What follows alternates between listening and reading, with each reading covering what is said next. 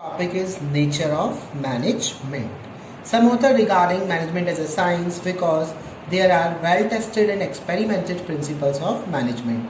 Some author describe management as an art because more practice is required in management, and some author consider the management is going towards the path of profession. हमारे कुछ authors ने ये describe किया है कि management हमारा क्या है, साइंस है. Y science? क्योंकि साइंस में हम जो भी एक्सपेरिमेंट करते हैं उनको हम बार बार टेस्ट करते हैं. टेस्ट करने के बाद जब वो हमारा सेम रिजल्ट देता है तब हम उसकी थ्योरी में प्रोपाउंडिंग करते हैं. कुछ ऑथर ने इसको आर्ट बताया है. क्यों? आर्ट हमारी कैसे होती है, जब हम ज़्यादा से ज़्यादा चीज़ों की प्रैक्टिस करते हैं तो हम वहाँ पे परफेक्ट होते चले जाते हैं.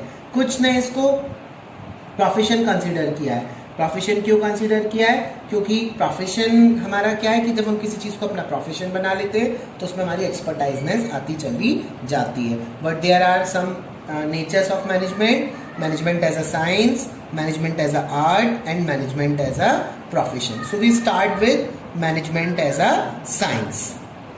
Science can be defined as a systematic and organized body of knowledge based on finding facts and events.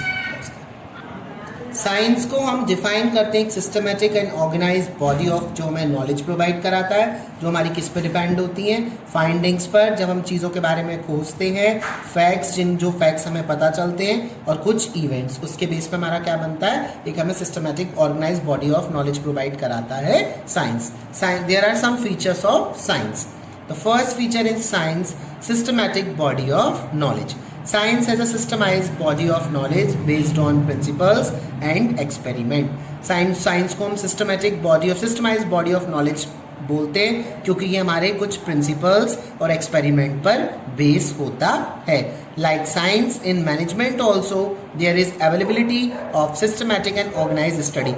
Science की तरह ही management में भी आपके बहुत systematic स्टडी अवेलेबल है, ऑर्गेनाइज स्टडी मटेरियल अवेलेबल है. जैसे हम साइंस के प्रिंसिपल्स को अप्लाई करते हैं उसी तरीके से हम मैनेजमेंट के प्रिंसिपल्स को भी अप्लाई करते हैं. वो हमें एक systematic body of knowledge provide कराता है. So this feature of science is also present in management also. जो आपका ये फीचर है साइंस का, यही फीचर हमारा मैनेजमेंट में भी एप्लीकेबल होता है. Your second features is principles based on experiment. Scientific principles are developed through experiment and observation. जो साइंटिफिक प्रिंसिपल्स होते हैं उनको हम कैसे डेवलप किया जाता है, एक्सपेरिमेंट्स करने के बाद. हम लैब में बहुत सारी टेस्टिंग करते हैं, बहुत सारे एक्सपेरिमेंट्स करते हैं, उन पे बहुत कीन ऑब्जर्वेशन करते हैं, उनको देखने के बाद, उनको समझने के बाद हम उन प्रिंसिपल्स को डेवलप करते हैं. The management principle also develop, but management deal with human being and human behaviour. Management principle भी डेवलप किए जाते हैं, बट वो कैसे डेवलप किए जाते हैं, उनका कोई ऑब्जर्वेशन, उनका एक्सपेरिमेंट नहीं किया जा रहा. उनको उनको हम किस पे डेवलप करते हैं, ह्यूमन बीइंग, और ह्यूमन बीइंग के जो नेचर है, उसका जो बिहेवियर है, उसके बेस पर उसको डेवलप किया जाता है. So this feature of science is partially present in management. जो साइंस का ये फीचर है वो मैनेजमेंट में थोड़ा बहुत हमारा मिलता है, क्योंकि दोनों जो प्रिंसिपल्स हैं वो एक्सपेरिमेंट बेस पर होते हैं. पर यहाँ पे एक्सपेरिमेंट फैक्ट्स इवेंट्स के ऊपर किया जाता है, यहाँ पे एक्सपेरिमेंट पीपल और उनके नेचर के ऊपर, उनके बिहेवियर के ऊपर किया जाता है. ये मैंने कुछ आपको शॉर्ट्स एब्रीविएशंस दिए, MNGT that is management, app that is application, और दैट इज ऑर्गेनाइज, जो आपको शॉर्ट टर्म्स इसमें मिलेंगे. Your third feature is universal validity.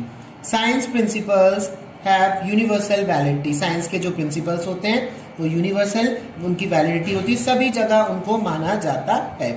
But management principle are not exact like science. But management के जो principles होते हैं वो साइंस की तरह एग्जैक्ट नहीं होते हैं, क्योंकि इन प्रिंसिपल्स को सिचुएशंस के अकॉर्डिंग मॉडिफाई किया जाता है. जैसी सिचुएशन होगी आप साइंस प्रिंसिपल को मॉडिफाई नहीं कर सकते हो, बट क्योंकि वो आपको एग्जैक्ट नॉलेज प्रोवाइड कराते हैं. बट जो मैनेजमेंट प्रिंसिपल्स होते हैं वो सिचुएशन के अकॉर्डिंग, कंडीशंस के अकॉर्डिंग हम उनको चेंज कर सकते हैं. तो ये जो फीचर है हमारा साइंस का वो हमारा मैनेजमेंट में अवेलेबल नहीं होता है. That's why management as a science. Now, management as an art. Art refers to skillful and personal application of existing knowledge to achieve desired result. Art हमारा क्या बताता है? स्किलफुल और पर्सनल एप्लीकेशन होती है, जो हमारे अंदर एग्जिस्टिंग नॉलेज है हम उसको किस तरीके से अब टारगेट को अचीव करने के लिए, अपने डिजायर्ड रिजल्ट को अचीव करने के लिए यूटिलाइज करते हैं। हर पर्सन में अपना अलग अलग नॉलेज होती है, हर पर्सन में पढ़ाया सबको सेम जाता है, पर उसका लिखने का, उसका बोलने का, प्रेजेंट करने का तरीका सबका अलग अलग होता है। तो जो एग्जिस्टिंग नॉलेज है जिसके बेस पर हम अपने डिजायर्ड रिजल्ट पर जाते हैं वो हमें आर्ट को डिफाइन करता है। इट रिक्वायर, यहाँ पर हमें किन किन चीज़ों की जरूरत होती है? We have to be need a skills, creativity and practice to have perfection. अगर हमें परफेक्शन लाना है तो हम क्या करेंगे? हमारे अंदर स्किल्स की नीड है, हमारे स्किल्स कैसे हैं, उनको हम किस तरीके से यूटिलाइज कर रहे हैं, एक चीज़ को हम क्रिएटिविटी के साथ किस तरीके से लेकर आ रहे हैं, और हमारी प्रैक्टिस हमें परफेक्शन प्रोवाइड कराती है।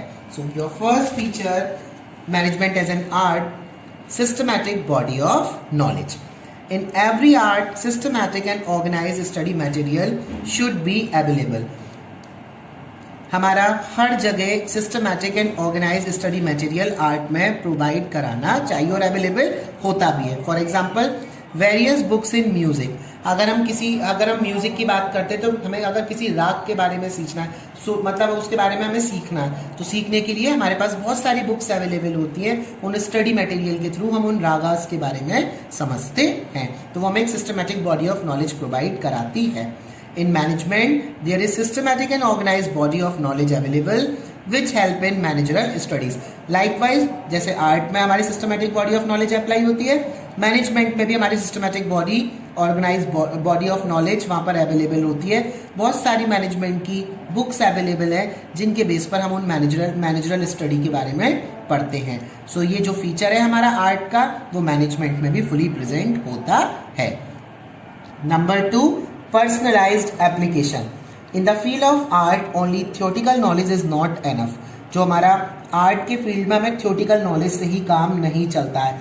हर आर्टिस्ट को अपने पर्सनल स्किल्स और क्रिएटिविटी अप्लाई करने चाहिए। जो उसके अंदर नॉलेज है, नॉलेज के साथ साथ उसको अपने स्किल्स और अपनी क्रिएटिविटी को भी साथ में अप्लाई करना चाहिए। So the use of basic knowledge is differ from person to person. So art is personalise concept. हर पर्सन में जो नॉलेज होती है वो सबकी अपनी अलग अलग होती है, उसको प्रेजेंट करने का तरीका सबका अलग अलग होता है। That's why it is personalise application. In management all manager learn same theory and principle. Management में भी सारे जितने भी आपको भी अब थ्योरीज पढ़ाई जाएंगे, आपको भी प्रिंसिपल्स पढ़ाए जाएंगे, हम सबको हम याद सेम चीज करा रहे हैं, but their efficiency depend upon how they will use these principles. पर उनकी एफिशिएंसी के ऊपर डिपेंड करता है वो इन प्रिंसिपल्स को आगे चल के किस तरीके से यूज करेंगे। पढ़ाया सबको एक तरीके से जा रहा है, पर वो उसको प्रेजेंट करने का तरीका, उसको समझने का तरीका सबका अपना अलग अलग होता है, लिखने का तरीका भी सबका अलग अलग होता है। So this feature is present in management of art. ये फीचर हमारा आर्ट में भी एप्लीकेबल है, ये हमारा फीचर किसमें, मैनेजमेंट में भी एप्लीकेबल होता है। Your third feature based on practice and creativity. Art involved in consistent and creative practice of existing theoretical knowledge. Art में आपको किसकी ज़रूरत होती है? आप जब जितना कंसिस्टेंसी के साथ में आप उसकी प्रैक्टिस करेंगे उतना ही आप क्रिएटिव होते चले जाएंगे, पर आपके अंदर एग्जिस्टिंग नॉलेज होना बहुत ज़रूरी है। जो नॉलेज आपके पास है आप उसको हर तरीके से, for example I am there, अगर मैं इसको कंटिन्यूसली अच्छे से बिजनेस को 3, 4, 6, 10 बार, एक ही चैप्टर को मैं 10 से 20, 25, 30 बार पढ़ाऊंगा तो क्या होगा, मेरे अंदर परफेक्शन क्रिएट होगा, क्योंकि मेरे अंदर थ्योरेटिकल नॉलेज है। उस एग्जिस्टिंग थ्योरेटिकल नॉलेज से मैं उसको कंसिस्टेंसी के साथ, क्रिएटिविटी के साथ अपनी प्रैक्टिस में बनाता चला जाऊंगा।